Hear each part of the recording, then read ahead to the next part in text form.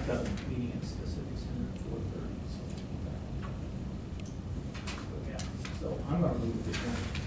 Any additional new business? I guess we should address the questions that Mr. Lovey had before, never call under his business with him. Mr. Lovely has made his requests very clear, and they've been addressed by our attorney that handles public access issues. I'd like to be recognized, please. You have a motion on the floor. Well, I'm here, I was, I don't have anything to, I mean, Nick is the attorney and would know where we stand legally. One of the things that I was looking for, you asked me what records. Your organization, which you claim to be not public but private sometimes, has also been considered public. And in the federal documents and so forth, where you've gotten funding over the years, it's been operated by the DMV. You have no employees. You only operate through the DMV with a separate board, no more than like the Parks Department, but yet you have separate funds. And most of your funding, from what I've been able to find, comes from public sources. My question is, you're wanting to be the new city land bank, and I think that's great, especially with Carolyn saying you're going to set the example on cleaning up properties. But people would like to see the history of your organization, what you've done in the past. And looking at your history, there's some items that the public would like to see explained. We would like to see your budget. What is your budget for this year? What was your budget for last year? We would like to see an accounting of the properties that you have, what you've invested in those properties. Some of the vacant lots that you have, you paid like $40,000 for the privilege of tearing the house down. And we're concerned that that type of activity carried on as the city land bank is not acceptable to us. The Melrose Montrose apartment building that you purchased for $350,000. Which has been redeveloped. We bought it with federal funds, and that project was approved by the Evansville City Council and by HUD. HUD doesn't care what you pay for a property. HUD's concern is the outcome of the development of the property. That project was approved both by council and by HUD. The project is complete. But I'm not here representing HUD. I'm here representing my readers and people of Evansville. And they are interested and they're concerned that HUD even approved that project and what other kind of projects you have, because we feel that resources that we have to clean up neighborhoods are not being have not been expended by this group. Those apartments were boarded up and abandoned, and that corner was in a shambles. And this organization made that revitalization happen. Why would you pay $350,000? Because that was the asking price. Well, they should have paid you to take it, it sounds to me like, but. I just told you, That's HUD's concerned as long, do you understand the 221 D3 limitations that HUD sets on the acquisition and disposition of property? I understand that the public opinion of this organization is very low. Now, I can go door to door in your district. I disagree. totally And disagree. ask- Your opinion, yes. Your opinion. If I go door to door, We don't need to respond. Okay, Let's we've had a discuss motion to adjourn, Kelly's got a meeting. Reaffirm our motion to adjourn. Wait. If I I don't go think door, we should adjourn a meeting when we have someone here from the public that wants to speak, regardless of whether we like what he says or whether we agree or not. I think we Honey, should. hold on a second. This is a private board.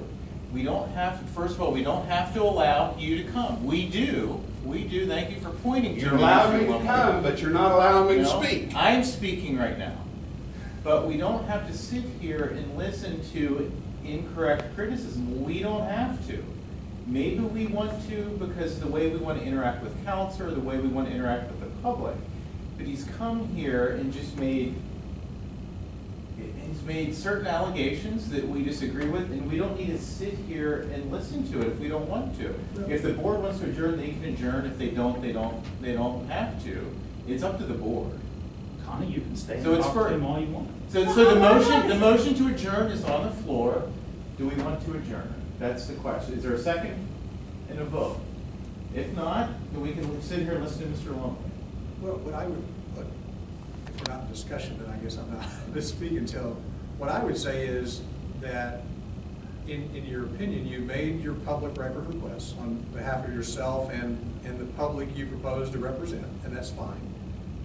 The attorney for Nick and who represents his board will respond the way they do.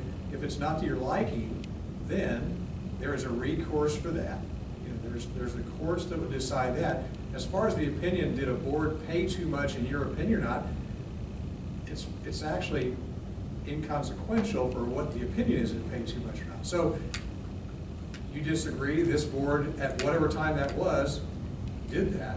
So that's just the way it is. And that's all that we would like to do, is we would like to have the So- records of what you've done over the years, So- not just the one, but the records of other properties. Mr. Lumley, make that request to the appropriate person, I assume that's Nick, and Does they Nick will- decide for the board? No, Or does I'm the just board saying. decide? I'm asking the board right here, right now, Nick, is the board willing to disclose the records The of the attorney, property? the attorney on behalf of the board researches what they can and cannot.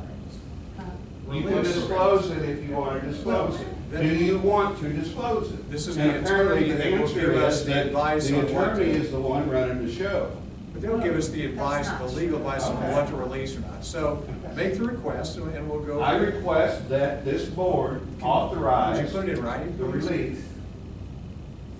I think you just need to put it in writing, what their documents are requesting, and we'll get advised by our attorney what they can and cannot, and then we should make that decision based on his research of what we can and cannot release. That seems like the way I've always seen it done. And that's, I mean, I don't know how long that takes. I would make the request in writing, attention Nick, he'll research it and make a recommendation to the board, and we can come back and do this at the next meeting. Well, I think he's already told me that he doesn't have to disclose anything because you all are a private organization and not a public The organization. Public Access You've already Council- told me The that. Public Access Council ruled on that years ago. And things have changed since those No, years. they haven't. But, okay. George, I will just- argue just that what point.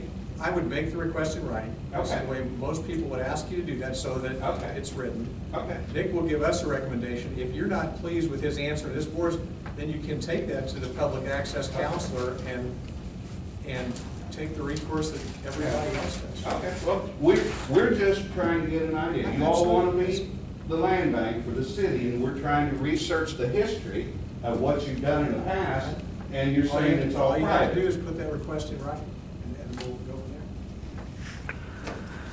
I just want you to know that I'm a resident of the Fourth Ward, and I'm just interested in Brownfields Corporation. I'm not here with anyone else, so no one else is speaking for me or asking for information on my behalf. I'm doing that on my own, and I'm not part of a group. Okay? For Glad our- people are interested. Okay. For our other guests, the Brownfield Corporation, acting with the DMD and with the funds that the federal government makes available to the city of Evansville, with Connie Robinson and others on city council, this organization has managed to help move Goosetown neighborhood from a very high crime neighborhood into one of the lowest crime neighborhoods in the city. This organization cleared out over 200 blighted properties and facilitated the construction of 80 new homes, new taxpayers in Pigeon Township and in the Fourth Ward. We rehabilitated property at Haynes Corner, which has become a new center of economic development for the Fourth Ward. We're very proud of what we've done in the Fourth Ward of the city of Evansville. HUD approved all of our projects. The city council, how it works, the city council has to approve every cent that we spend on projects in the city of Evansville that we get from the federal government. It's a two-step approval. City council approves the funding of the projects, and then HUD approves the projects as they're carried out. And all the projects that DMD does with federal funds We are 100% in compliance with housing and urban development for the first time in probably 13 years. We have no outstanding issues. We have no exceptions. Our scorecard that we got from HUD last October showed us at 100% compliance. City Council has approved every project that we've done. So I still move that we adjourn. We have a second.